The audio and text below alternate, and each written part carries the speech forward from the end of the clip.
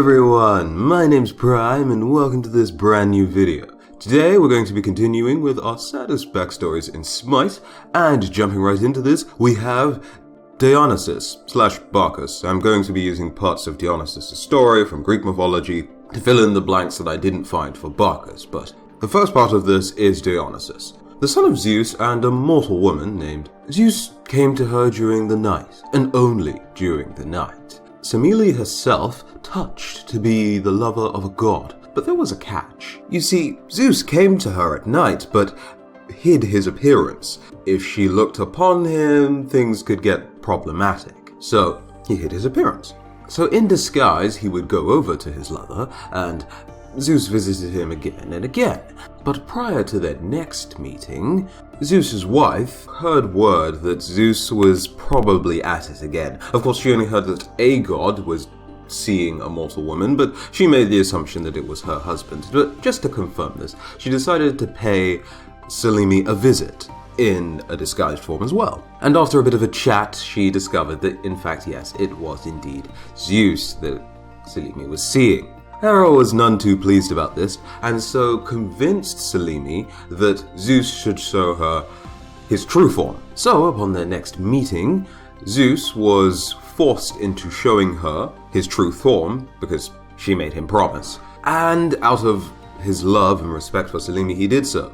But upon looking at Zeus, the magnificence of his body just turned hers into crisp, and she was pregnant at the time. So Zeus sort of was able to luckily save the fetus by implanting it into his leg, and when it was time for the fetus to be born, he, allowed it to be born, and that baby's name was Dionysus, or Bacchus in Roman mythology, but we're still in Greek, so Dionysus.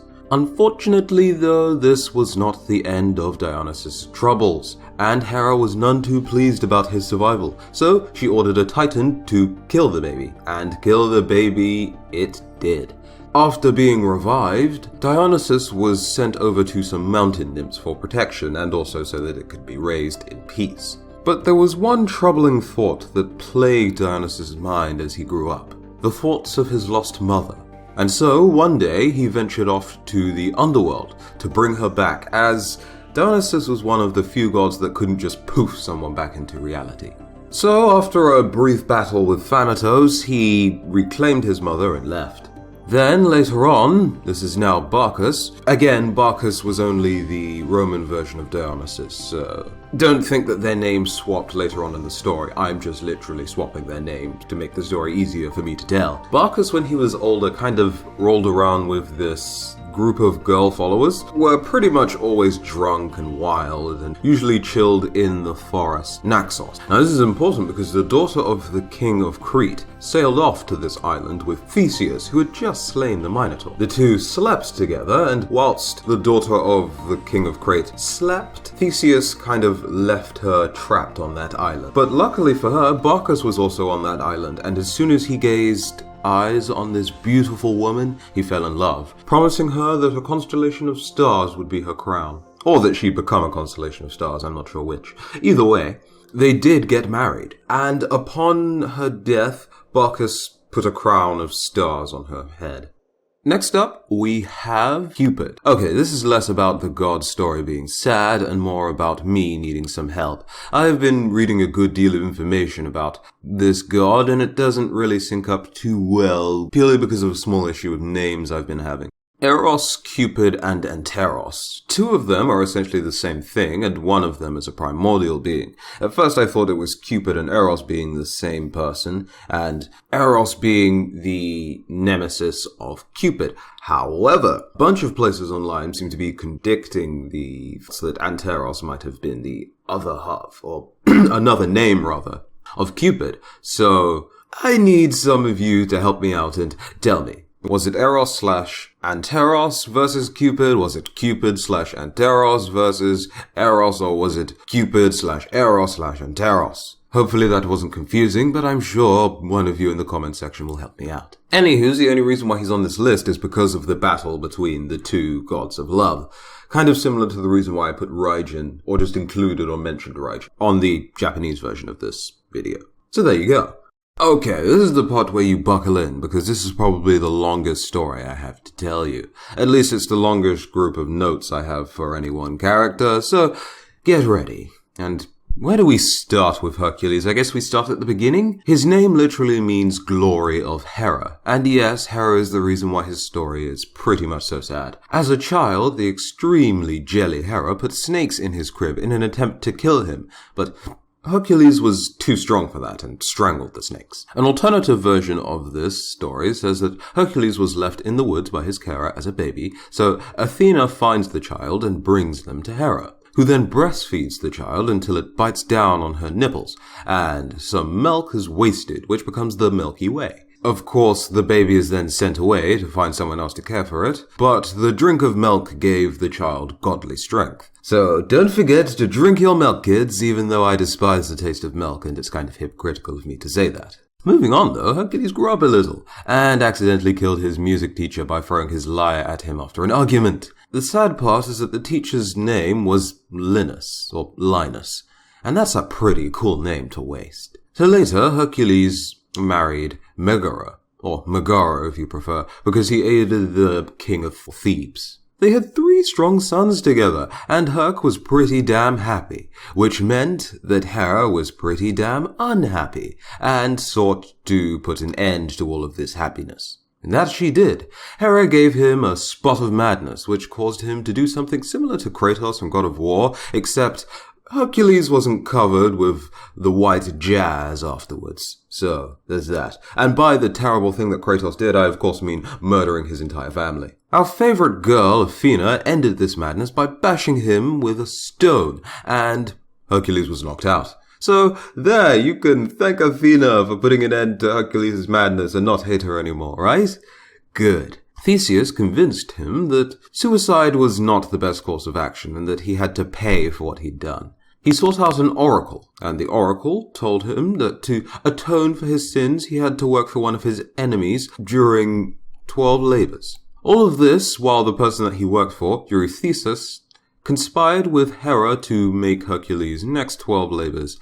Or, I suppose, the labors lasted about a year or so I suppose the next year of Hercules' life a living hell. So after completing these 12 trials, he was free to go. Hera was none too pleased about this, so she tried the madness again, a bit like a cartoon villain. But, you know, instead of failing every single episode so that the good guys can win to teach some sort of silly message or annoying, repetitive message, she succeeded and caused Hercules to kill someone again, meaning that he was back in someone else's servitude, this time as a slave. Queen Lydia of... Okay, I didn't look up that place. I swear to God, every single video I'm going to forget to look up some place just because... Well, I don't like to interrupt the flow of information that I'm researching for by looking up names. So, yeah. Anyways, getting slightly sidetracked. Remember how Thor had to wear a dress? Hercules also had to wear a dress while he worked for Queen Lydia, and had to have fun sewing and doing other needlework with other women. Why there aren't any sort of dress skins for both Hercules and Thor at this point, I have no idea, but Hi-Rez is really sleeping on that. Lydia fell in love with him and loved him so much that she let him go free. So Hercules left. Then Hercules went off to fight in the Trojan War and the Titan Wars and came back after all of that silliness to fall in love again with yet another woman. He killed this woman, and there you go, end of the story. I'm kidding. This new girl, Deianira, and Hercules lived happily together until Hercules killed a cupbearer. Apparently it was an accident. You know, just like when that Hercules missed his 2 and that charging Artio ruined your day. Also, the entire events between that Artio and you were censored for PG reasons. Despite being forgiven, Hercules could not forgive himself, and left with Deianira. Soon they found themselves needing to cross a body of water, and a random centaur called Evenus merrily offered to carry Hercules' wife across the body of water. When they reached the other side, the centaur tried to get his thing on, and Hercules was having none of that and shot him with an arrow. The tip of the arrow was drenched in the blood of a hydra that he killed during his 12 trials, so The centaur was doomed to die, no matter what. But, as Evenus was dying, he told Deandra that if she took some of his blood and covered one of Hercules' items of clothing in it, Hercules would re-fall in love with her if she was ever in doubt of his love. And I'm sure if that was actually the case, that would be a very, very useful item in this world, for sure. But, of course this was all nonsense, but she believed him, because, she did. They lived happily together for a bit more, until Hercules was insulted by Eurytus, and the two had a bit of a battle which Hercules won, and as he won, he took the daughter of Eurytus as his concubine, as he would, and then drank and ate at a merrily grand feast. His wife, fearing that the concubine was more special to him than she was, drenched a shirt in the centaur's blood and sent it to her husband, who then died in agony because of the fact that he was a demigod. He died for an extended period of time, which sucked for Hercules. And sucked even more for his wife, because she later hung herself after realized what had happened. Next up, we have Oh, and one more note. If I ever talk about the Greek Hercules, I'm still not going to call him Heracles. I'm always going to call Hercules Hercules, regardless of whether I'm talking about the Roman Hercules or the Greek Hercules. I just prefer the sound of Hercules. So, yeah. Hercules. Anyways, moving on. Silvanus is a story of rejection and sadness and not getting what he wants. First and foremost, we have Caparissus, who Silvanus gifted an animal as a pet to, but when this animal accidentally was killed by Caparissus either A, killed himself in response, or B, just couldn't stop crying, and the gods got so tired of his whining that they turned him into a tree. Of course, this could have been Apollo, so it might not even be Silvanus' sadness, but there you go. Moving on, we have Pominoa, who was a wood nymph who Silvanus thought was beautiful and glorious and gorgeous. King Picus and the son of Saturn all tried to get with her as well as Silvanus, but Picus was turned into a woodpecker because screw Picus. Silvanus was simply rejected because screw Silvanus, and Saturn got what he wanted. Sorry. The son of Saturn got what he wanted because he's the son of Saturn. Next up, we have Hera. So her first lover wanted to chomp away at her babies, and she didn't like this, so she tricked him whilst she hid the one baby, and as that baby grew up, this baby is Kronos, she armed the baby with a scythe, or a weapon, I think it was a scythe, but it might not necessarily have been a scythe, and had the baby kill its father. Then, at that moment, assuming the mantle of king, of whatever it was that his late father reigned over. Then, later on, the children of Hera waged their wars against the gods in the Titan battles, and they failed. Most of them died, including Typhonus, who was a horribly powerful child with many, many legs and many, many heads and just awful, awful destructive abilities. So, yeah. That's Hera. Pretty sad how, her babies died and all, but yes. Moving on, we have Vulcan. And Vulcan's life just sucked. I mean, Hercules' life wasn't exactly better, but Vulcan's life was just so sucky. From his birth, and I'll be using Hephaestus, the Greek version of Vulcan, to tell you the first part of the story here, just like with Bacchus, but Hephaestus' mother looked upon her child and was just disgusted by this ugly, lame, feeble baby, and tossed him out of heaven in disgust. One of the myths that say that Athena was born without the help of Vulcan, or Hephaestus, as I'm going by Hephaestus right now, say that Hera was jealous of Zeus because he was able to birth a child without her help. So in response to this, she decided to try a bit of that herself.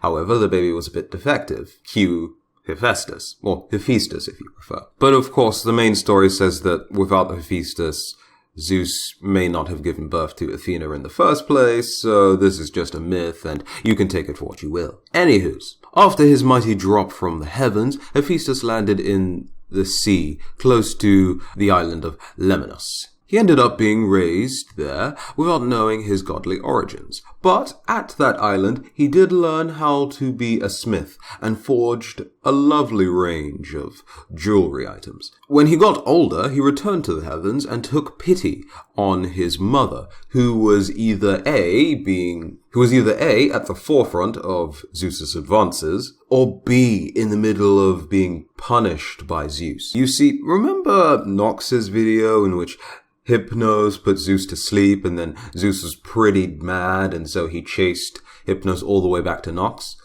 Well, Hera was still punished for that, and apparently she was chained up in between the earth and the heavens, and she was put there by golden chains that she couldn't break out of in agony. One of the myths say that Vulcan, yes, I'm going to be calling Hephaestus Vulcan now, freed her from her golden chains, and Zeus was none too pleased about this, and was kicked out of heaven again. During his second time being banished, Vulcan was very, very angry at his mother for not protecting him after he had just tried to help her out. So he crafted a golden chair for her and sent it to her as a gift. When she sat down on this chair, she was locked into it and couldn't get up. The gods were a bit mad, a bit upset, and Bacchus was sent to retrieve Vulcan, who did not come willingly. So Vulcan got him drunk and carried him back to heaven on the back of a mule. When Vulcan arrived in heaven, he agreed to set his mother free, but only because Zeus offered him a very nice position in heaven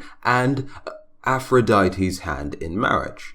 Aphrodite was none too pleased about this arrangement because Vulcan was ugly, and, well, she judged a book by its cover. So, Aphrodite eventually ends up getting together with Ares. I've already mentioned how this story goes in Ares' video, but I'll say a bit more than I did in Ares' video, and that was that Vulcan finds out about them being together because of the sun god Helios. You see, the sun god was an all-seeing being, a bit like Heimdall from the Marvel 4 movies. I haven't actually done any research on Heimdall, so I don't know if he's actually an all-seeing deity. But in the Marvel movies, he's an all-seeing deity, so there you go. Told Vulcan about his wife's promiscuity, and in response, Vulcan chained them up against the bed. In some myths, he throws a net over them and they can't move mid-action. Other times he just ties them up whilst they're on the bed mid-action, but the point is he did this mid-action, and he was hoping that they would be greatly punished for their betrayal. But instead, all that happened was that Ares and Aphrodite were just laughed at a bit,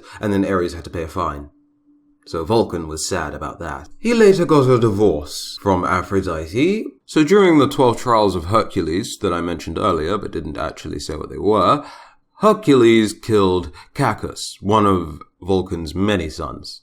And Vulcan had many sons with both mortals and immortals. Prometheus stole the fires of Vulcan's forge and gave them to humanity. Vulcan was very, very upset about this. And once Vulcan did craft the first woman, Pandora, he also punished Prometheus by chaining him up somewhere. Vulcan doesn't have a fun time in mythology, does he? Or, well, I suppose he does. You see, the last thing I'll tell you about Vulcan may ruin Vulcan for you. So, if you're a Vulcan fan, I suggest you skip about, a minute, two ahead. You see, Vulcan desired Athena very much. Which, before I continue here, because Vulcan smashed open Zeus's head so that Athena could then be born, does that make Vulcan like the doctor chap that usually pulls babies out of their mothers? What kind of relationship does that give Vulcan Athena? And does that make what I'm about to tell you much worse? Anyway, Vulcan wanted Athena really badly, and one day decided to some of himself, let's say, onto her. Athena was very disgusted by this and wiped the parts of Vulcan that landed on her thigh off of herself, and these parts landed on the earth. The earth later became pregnant, and soon enough, Erythornis was born. I suppose that's more sad for Terra than anyone else, but that's up for you guys to decide. Thank you for making it to the end of the video. I'm not changing my outro just yet, but if you enjoy this one, go ahead and leave a like. If you're new to the channel and want to see more content just like this, well, the subscription button is right over there. And I think I'll do Egyptian gods next, but don't hold me to that. I've been really interested in doing Mayan gods as well, and Norse gods have kind of been propping up in my mind as well. So one of those three pantheons I'll likely do next. So, until the next video, have a very, very, very good day. I've been Prime, and I'll see you in the next one. Bye-bye.